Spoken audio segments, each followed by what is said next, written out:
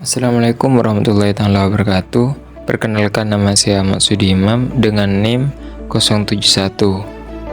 Pada video kali ini saya ingin memberikan tutorial bagaimana cara menghitung nilai rata-rata pada sebuah data, terus memberikan grade pada sebuah data, dan juga memberikan keterangan pada sebuah data.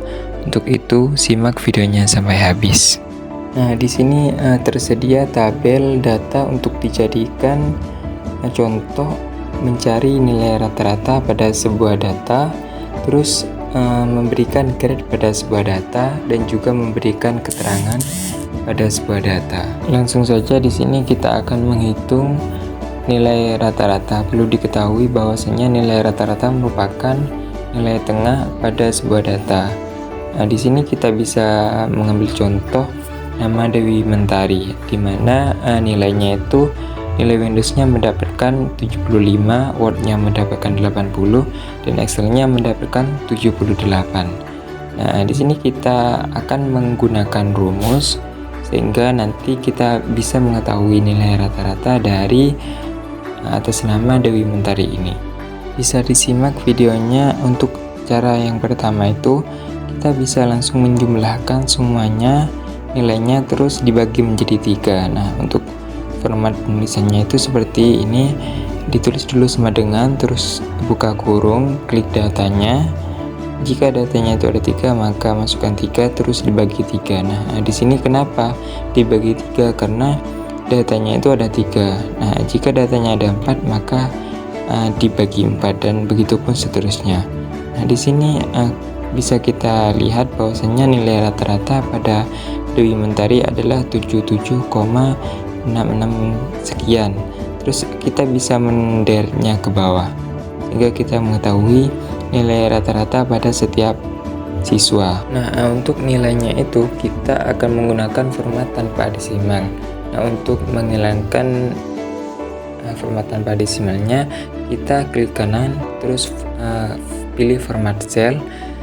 Setelah itu akan muncul tampilan seperti ini. Di sini ada yang namanya decimal places. Di sini kita kasih 0. Setelah itu kita klik OK, maka nilai akan menggunakan format tanpa desimal. Untuk menghitung nilai rata-rata dengan cara yang kedua itu kita pertama-tama kita hapus dulu nilai rata-ratanya. Di sini kita akan menggunakan rumus yang kedua dengan menggunakan rumus average. Di sini kita langsung saja tulis rumusnya sama dengan, terus average, terus dalam kurung klik datanya.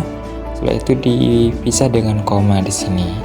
Karena berhubung datanya itu ada 3, maka ketiga-tiga data itu dimasukkan kepada rumus, sehingga nanti akan menghasilkan nilai rata-rata. Di sini sudah muncul nilai rata-rata pada Dewi Mentari.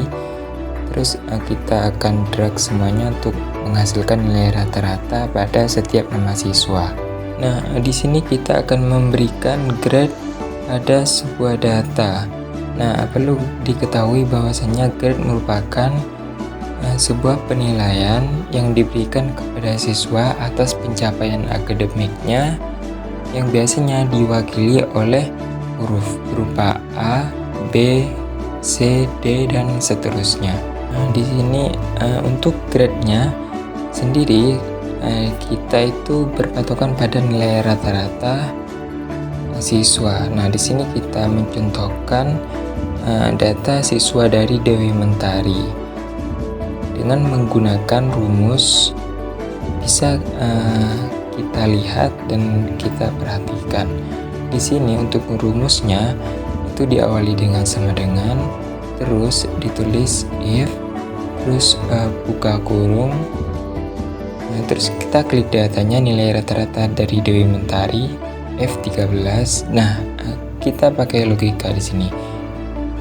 Jika nilai dari Dewi Mentari itu lebih dari 80, maka dia akan mendapatkan grade A. Sedangkan jika nilainya itu lebih dari 70, maka dia akan mendapatkan grade B. Sedangkan jika nilainya itu lebih dari 60, maka dia akan mendapatkan grade C. Nah, terus jika nilainya itu kurang dari 60, maka ia akan mendapatkan grade D. Seperti itu.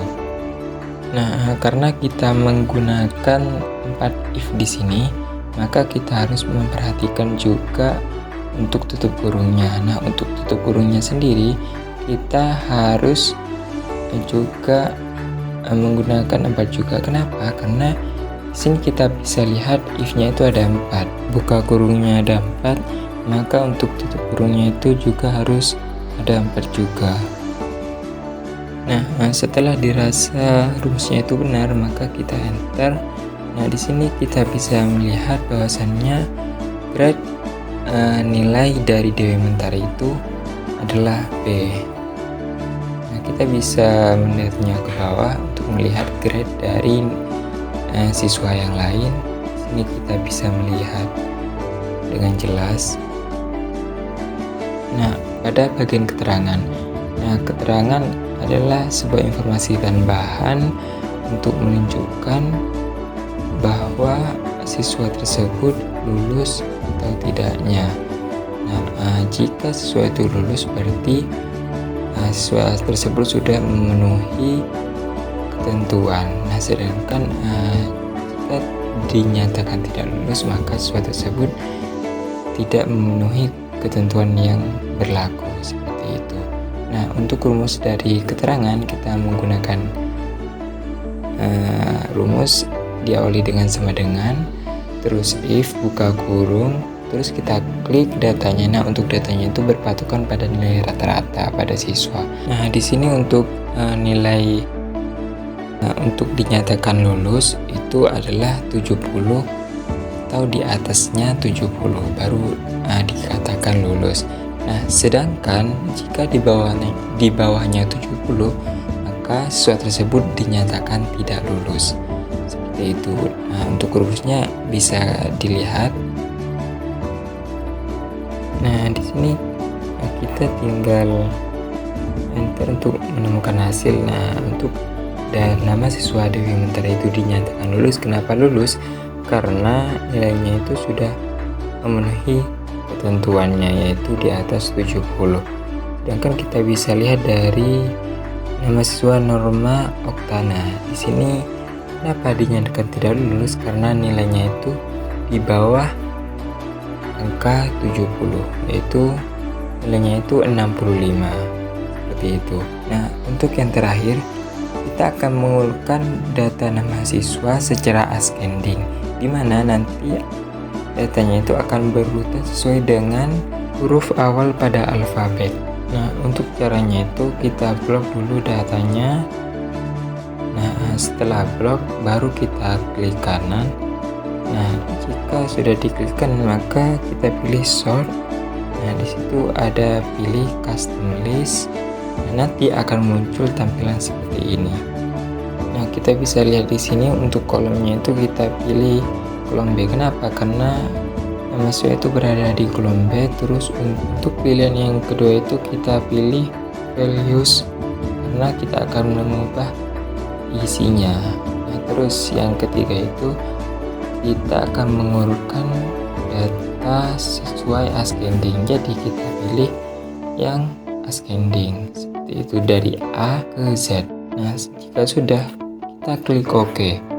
Nanti datanya akan berubah secara ascending. Nah, mungkin itu video tutorial yang dapat saya sampaikan.